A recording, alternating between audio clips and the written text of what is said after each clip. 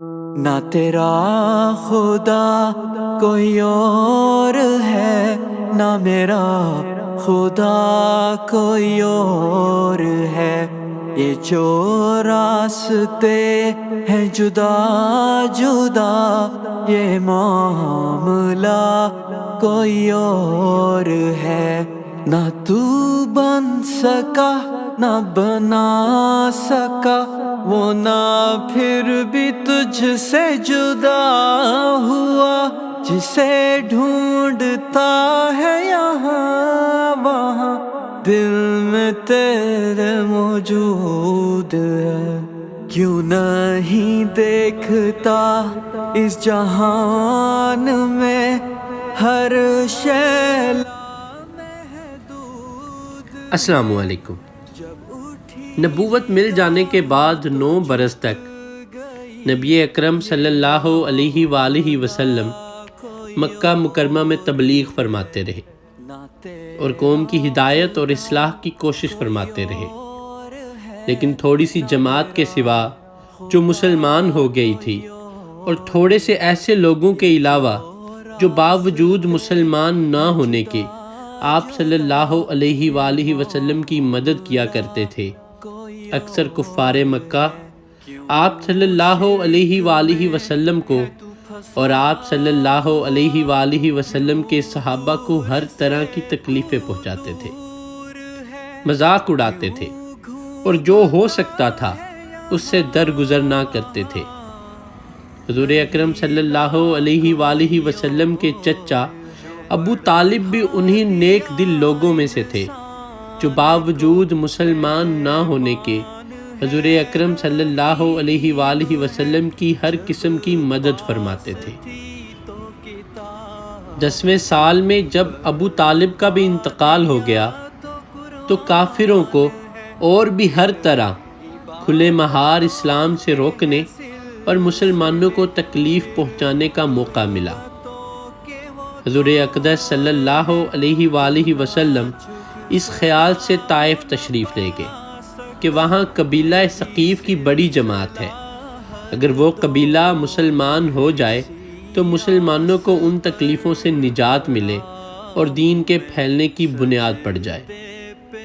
وہاں پہنچ کر قبیلہ کے 3 سرداروں سے جو بڑے درجے کے سمجھے جاتے تھے گفتگو فرمائی اور اللہ کے دین کی طرف بلایا، اور اللہ کے رسول صلی اللہ علیہ وآلہ وسلم کی یعنی اپنی مدد کی طرف متوجہ کیا، مگر ان لوگوں نے بجائے اس کے کہ دین کی بات کو قبول کرتے یا کم سے کم عرب کی مشہور مہمان نوازی کے لحاظ سے ایک نو وارد مہمان کی خاطر مدارت کرتے، صاف جواب دے دیا اور نہایت بے رخی اور بد اخلاقی سے پیش آئے۔ ان لوگوں نے یہ بھی گوارا نہ کیا کہ آپ صلی اللہ علیہ وآلہ وسلم یہاں قیام فرما لیں۔ جن لوگوں کو سردار سمجھ کر بات کی تھی وہ شریف ہوں گے اور مہذب گفتگو کریں گے۔ ان میں سے ایک شخص بولا کہ اوہو، آپ ہی کو اللہ نے نبی بنا کر بھیجا ہے۔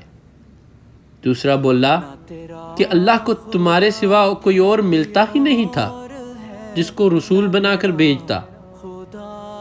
تیسرے نے کہا میں تجھ سے بات کرنا نہیں چاہتا، اس لیے اگر تو واقعی نبی ہے جیسا کہ دعویٰ ہے تو تیری بات سے انکار کر دینا مصیبت سے خالی نہیں، اور اگر جھوٹ ہے تو میں ایسے شخص سے بات کرنا نہیں چاہتا۔ نعوذ باللہ۔ اس کے بعد ان لوگوں سے نا امید ہو کر حضور اکرم صلی اللہ علیہ وآلہ وسلم نے اور لوگوں سے بات کرنے کا ارادہ فرمایا کہ آپ صلی اللہ علیہ وآلہ وسلم تو ہمت اور استقلال کے پہاڑ تھے، مگر کسی نے قبول نہ کیا، بلکہ بجائے قبول کرنے کے حضور اکرم صلی اللہ علیہ وآلہ وسلم سے فرمایا کہ ہمارے شہر سے فوراً نکل جاؤ، جہاں تمہاری چاہت کی جگہ ہو وہاں چلے جاؤ۔ حضور اکرم صلی اللہ علیہ وآلہ وسلم جب ان سے بالکل مایوس ہو کر واپس ہونے لگے تو ان لوگوں نے شہر کے لڑکوں کو پیچھے لگا دیا کہ آپ صلی اللہ علیہ وآلہ وسلم کا مذاق اڑائیں، تالیاں پیٹیں، پتھر ماریں، حتیٰ کہ آپ صلی اللہ علیہ وآلہ وسلم کے دونوں جوتے خون کے جاری ہونے سے رنگین ہو گئے۔ حضور اقدس صلی اللہ علیہ وآلہ وسلم اسی حالت میں واپس ہوئے۔ جب راستے میں ایک جگہ ان شریروں سے اطمینان ہوا تو حضور اکرم صلی اللہ علیہ وآلہ وسلم نے یہ دعا مانگی کہ اے اللہ، تجھ سے شکایت کرتا ہوں، میں اپنی کمزوری اور بے کسی کی اور لوگوں میں ذلت اور رسوائی کی۔ اے الرحمن الرحیم، تو ہی ضعفاء کا رب ہے اور تو ہی میرا پروردگار ہے۔ تو مجھے کس کے حوالے کرتا ہے؟ کسی اجنبی بیگانہ کے جو مجھے دیکھ کر ترش رو ہوتا ہے اور منہ چڑھاتا ہے، یا کسی دشمن کے جس کو تو نے مجھ پر قابو دے دیا؟ اے اللہ، اگر تو مجھ سے ناراض نہیں ہے تو مجھے کسی کی بھی پرواہ نہیں ہے۔ تیری حفاظت مجھے کافی ہے۔ تیرے چہرہ کے اس نور کے طفیل جس سے تمام اندھیریاں روشن ہو گئیں اور جس سے دنیا اور آخرت کے سارے کام درست ہو جاتے ہیں، اس بات سے پناہ مانگتا ہوں کہ مجھ پر تیرا غصہ ہو یا تو مجھ سے ناراض ہو۔ تیری ناراضگی کا اس وقت تک دور کرنا ضروری ہے جب تک تو راضی نہ ہو۔ نہ تیرے سوا کوئی طاقت ہے نہ قوت۔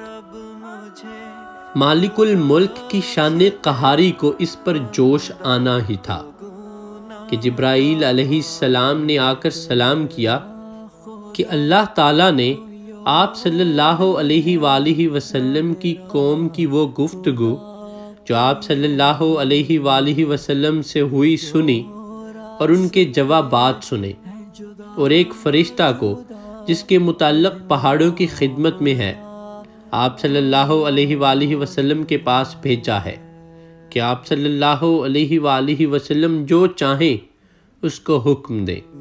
اس کے بعد اس فرشتہ نے سلام کیا اور عرض کیا کہ جو ارشاد ہو میں اس کی تعمیل کروں۔ اگر ارشاد ہو تو دونوں جانب کے پہاڑوں کو ملا دوں جس سے یہ سب درمیان میں کچل جائیں، یا اور جو سزا آپ صلی اللہ علیہ وآلہ وسلم تجویز فرمائیں۔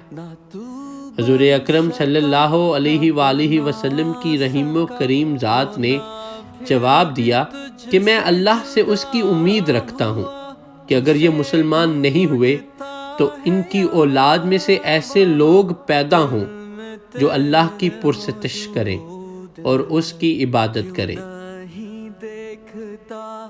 اس جہان میں ہر شیلا میں یہ ہیں اخلاق اس کریم ذات کے جس کے ہم لوگ نام لیوا ہیں کہ ہم ذرا سی تکلیف سے کسی کی معمولی سی گالی دے دینے سے ایسے بھڑک جاتے ہیں کہ پھر عمر بھر اس کا بدلہ نہیں اترتا۔ ظلم پر ظلم اس پر کرتے رہتے ہیں اور دعویٰ کرتے ہیں اپنے محمدی ہونے کا، نبی اکرم صلی اللہ علیہ وآلہ وسلم کے پیروکار بننے کا۔ نبی اکرم صلی اللہ علیہ وآلہ وسلم اتنی سخت تکلیف اور مشقت اٹھانے کے باوجود نہ بد دعا فرماتے ہیں نہ کوئی بدلہ لیتے ہیں۔ ذرا سوچئے۔ اللہ حافظ۔